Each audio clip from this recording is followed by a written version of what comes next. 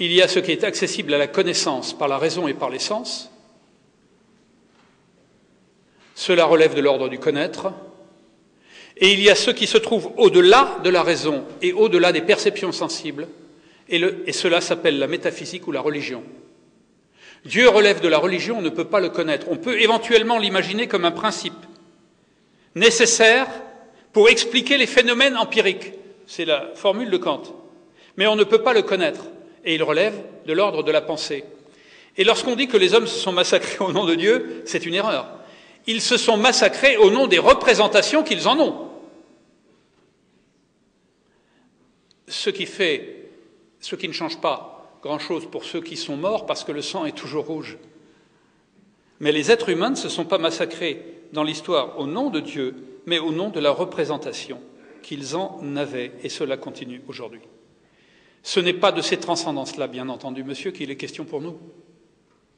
En revanche, et j'en termine, j'ai évoqué vers la fin de mon propos, complètement vers la fin, la notion d'une transcendance qui serait en réalité une transascendance.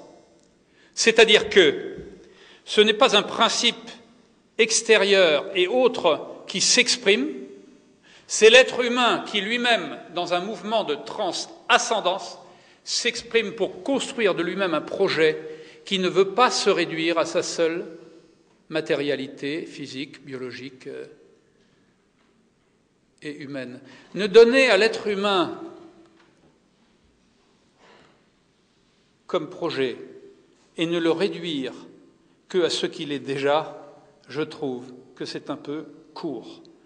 Et c'est peut-être passer à côté de son vrai génie, qui est la capacité à mettre des mots sur des domaines qui échappent à ceux de la seule rationalité.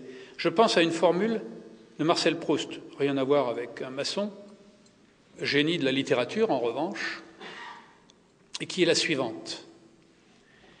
Alors je la cite, je cite l'esprit parce que je n'ai pas du tout en mémoire la formule exacte, mais l'esprit est le suivant. Il est des vérités et des réalités de l'être humain, dit Proust, il est des vérités et des réalités de l'être humain qui échappent à la claire transparence de la rationalité et des concepts, mais qui se donnent dans le clair-obscur de certaines intuitions et du fonctionnement de l'imaginaire. Eh bien, je requiers et je mobilise pour faire comprendre ce que pourrait être cette transcendance, cette dimension de l'imaginaire et de l'intuition comme une forme complémentaire du génie de la rationalité des êtres humains. La raison est une forme du génie des êtres humains. Ceci ne se discute pas. Et en maçonnerie, il faut savoir, et vous le savez sans doute, que l'équerre et le compas sont deux des outils les plus symboliques et les plus fréquemment utilisés. Quoi de plus rationnel qu'une équerre et un compas ? Je note néanmoins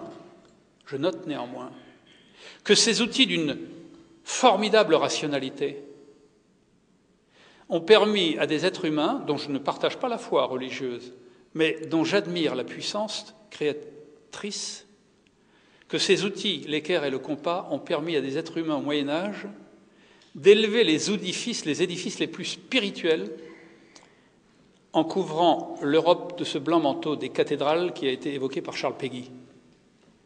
Eh bien, je vois là une alliance subtile entre la volonté de spiritualité, de dépassement de l'être humain, dans ce mouvement de transascendance, et cette capacité pour lui-même à utiliser l'ensemble des formes de son génie, dont l'exercice de la raison au travers de la rationalité intellectuelle et du raisonnable moral, on peut rêver, font incontestablement partie.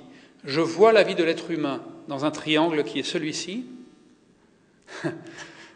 La raison rationnelle et raisonnable, raison rationnelle et raisonnable,